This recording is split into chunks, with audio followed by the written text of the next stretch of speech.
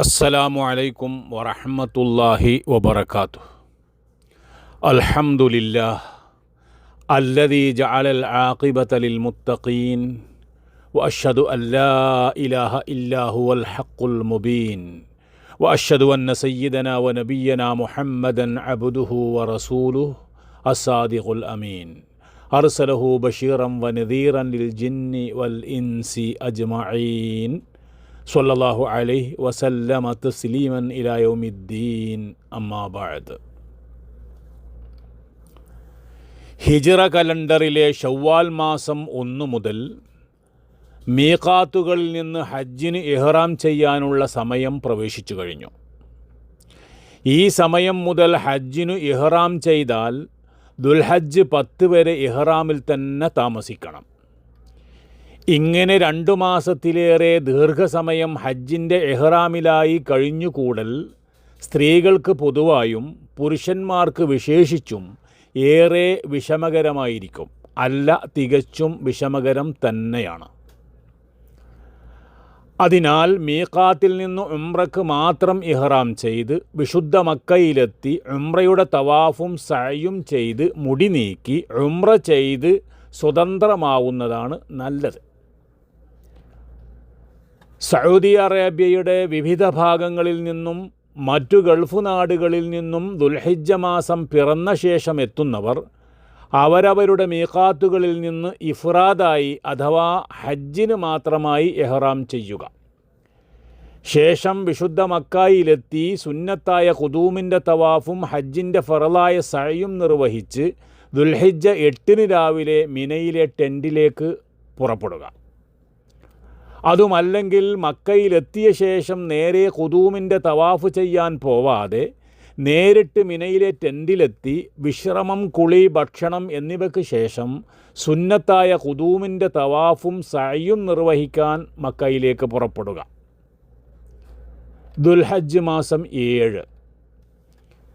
ശ്രദ്ധിക്കുക, മീഖാത്തുകളിൽ നിന്ന് ഹജ്ജിന് ഇഹ്റാം ചെയ്തിട്ടില്ലാത്തവരും നേരത്തെ ഉംറ ചെയ്ത് വിരമിച്ച് മറ്റൊരു മീഖാത്തിൽ പോകാതെ മക്കയിൽ താമസിക്കുന്നവരും കുളിച്ച് ഇഹ്റാമിൻ്റെ വസ്ത്രം മാറ്റി ഹറമിൽ ചെന്ന് സുന്നത്ത് നിസ്കരിച്ച് വീട്ടുപടിക്കൽ വെച്ച് ഹജ്ജിന് ഇഹ്റാം ചെയ്യുക. എന്നാൽ നേരത്തെ ഇഹ്റാമിലുള്ളവർ പുതുതായി ഒന്നും ചെയ്യേണ്ടതില്ല.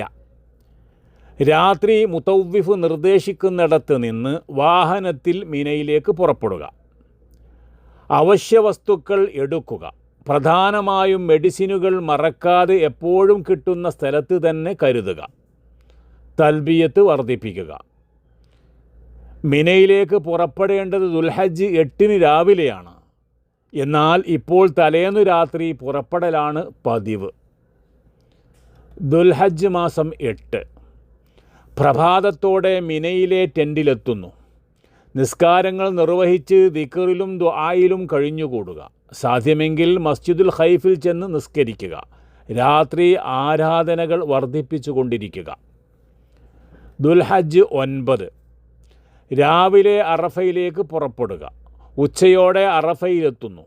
ഇബാദത്തിൽ മുഴുകുക. ഒരു നിമിഷം പോലും പാഴാക്കാതെ സൂര്യാസ്തമയം കഴിയും വരെ അറഫയിൽ ഭക്തി നിർഭരമായി താമസിക്കുക. രാത്രിയാകുന്നതോടെ അറഫ വിട്ട് മുസ്ദലിഫയിലേക്ക് നീങ്ങുക. ദുൽഹജ്ജ് 9 രാത്രി.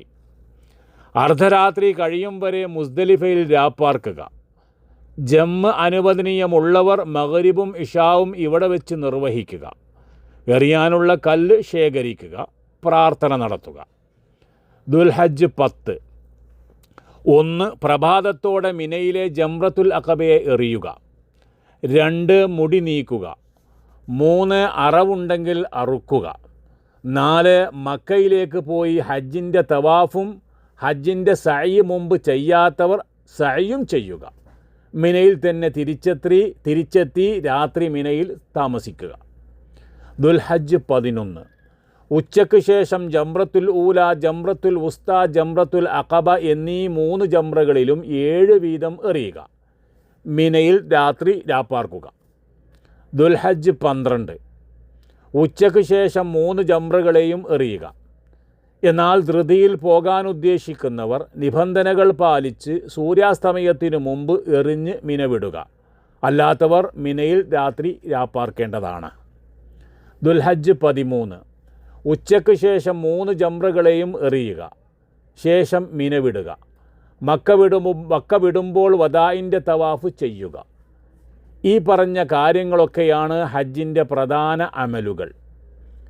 ഹജ്ജിൻ്റെ മുഴുവൻ അമലുകളും പൂർണ്ണമായി യഥാവിധി കുറ്റമറ്റതായി ചെയ്ത് ഹജ്ജ് മഖബൂലും മബ്രൂറുമാക്കി തീർക്കാൻ മുഴുവൻ ഹാജിമാർക്കും അല്ലാഹു സൗഭാഗ്യം നൽകി അനുഗ്രഹിക്കുമാറാകട്ടെ. ആമീൻ എന്ന പ്രാർത്ഥനയോടെ വആഖിറു ദഅവാന അനിൽ ഹംദുലില്ലാഹി റബ്ബിൽ ആലമീൻ. അസ്സലാമു അലൈക്കും വറഹ്മത്തുള്ളാഹി വബറകാതുഹു.